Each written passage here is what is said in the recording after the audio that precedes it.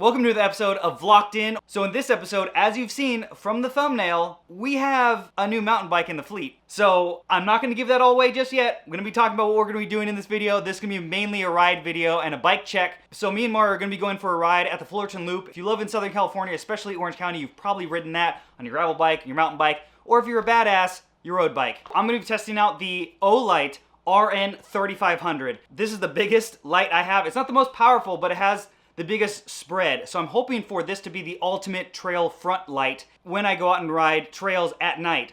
So I wanted to test this out today, and we're gonna go for a ride. It's gonna be a high of 90 degrees today, so we figured why not do a night ride so it's nice and at a cooler temperature and get to test out something new and fun. So I'm gonna be doing a full review of this light later down the line on the channel, so make sure to turn notifications on so you can see that when it comes out. Because the problem is with the two element lights that I've reviewed on this channel is you can't see around the corners very well. Now most people are gonna run a helmet mount, but now that's a lot more expensive instead of buying just one light that can hopefully do everything pretty well. Obviously running this and a helmet mount, which I might do in a later vlog, is gonna be the best setup for sure. Like, I totally understand that, but I'm just trying to see if you had to buy one light, is this the one to go with for a trail light? We'll find out, and I'll be reporting after the ride. So now let's get on to the part and why you clicked on this video, the new bike in the fleet. Cue the montage!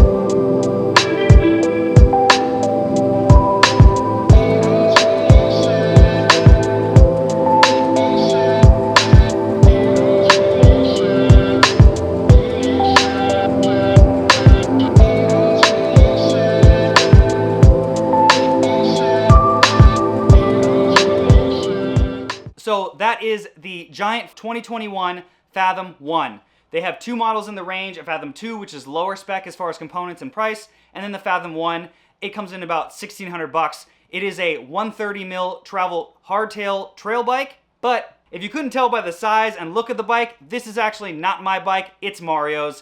It is too small for me, unfortunately. I wish me and him were the same height so I could ride the bike, but this is a small size, which is too small for me. So I'm gonna let Mario take over right now and talk about why he picked this bike and the changes and upgrades we've already done to it, even though he's literally ridden it, I think, a total of 15 miles before we upgraded it. Well, apparently everybody wanted Mario hot take, so here you go. Mario, tell us why you wanted to get this bike. Well, I had been looking at it for a while. I actually ordered it in October 2020. Obviously, you know, no inventories really sucked. So I just kept pushing, and I already had like pretty much almost given up on it. But in the meantime, well, you obviously helped me pick parts for a Karate Monkey that I was going to be able to use for upgrading later on a Fathom. So yes, I did change all the components out like 10 miles into owning the bike. You did nothing wrong with the stock components, by the way. I just already had GX, and I already had another dropper. So, you know, obviously I wanted to upgrade a little bit and make it a little bit my own.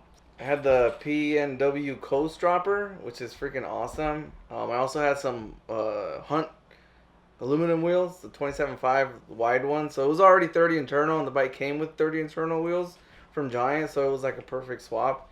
Also boost.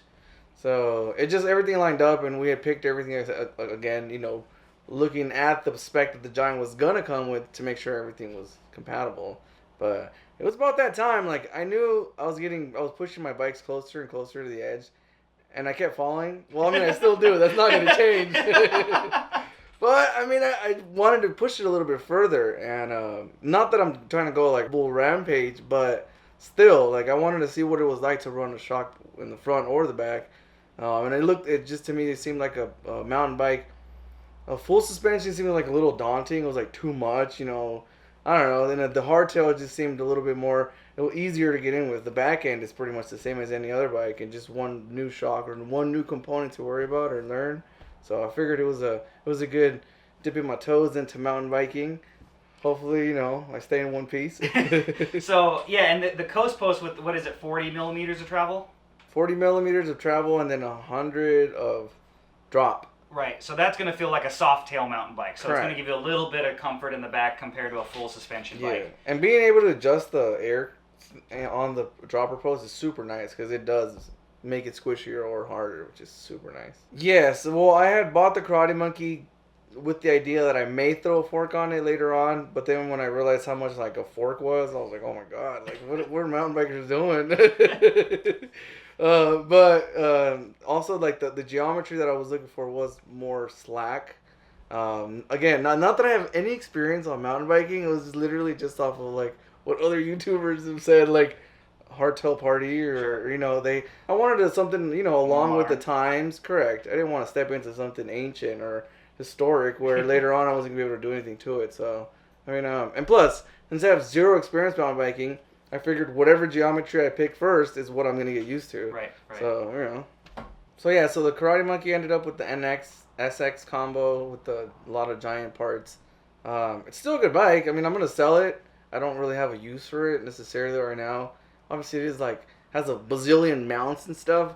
But do I really see myself exploring the Patagonias right now?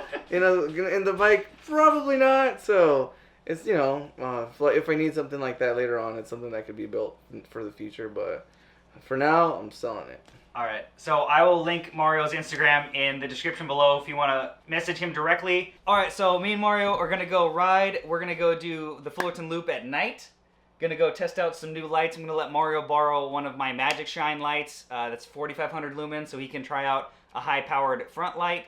And we're just going to go see what happens. I apologize in advance if the footage isn't super spectacular because action cameras do not make it look the best. Maybe with 3,000 lumens. Maybe that's true. That's true. So Mario just bought an Insta360R, so he's running that on the back to hopefully film me. But with his front suspension and my no suspension, you probably won't see me for that long. So on the descents. So we're gonna do our best, and I'll report back to you probably in the morning on how that went with us. If it's too dark by the time we get home. There you go with the Mario's hot takes. They all wanted. So do I not let you talk? Is that what? Because that's what the comment. I'm not a YouTuber. Like I don't know what to say when there's a camera pointing at me. Like it's weird. See, initially, right. Yeah. I told him, okay, try to look at the lens. Don't look at me. And you looked at me the whole time. It's because it's more natural. Well, yeah. So I guess I gotta be natural. All right, so let's get going.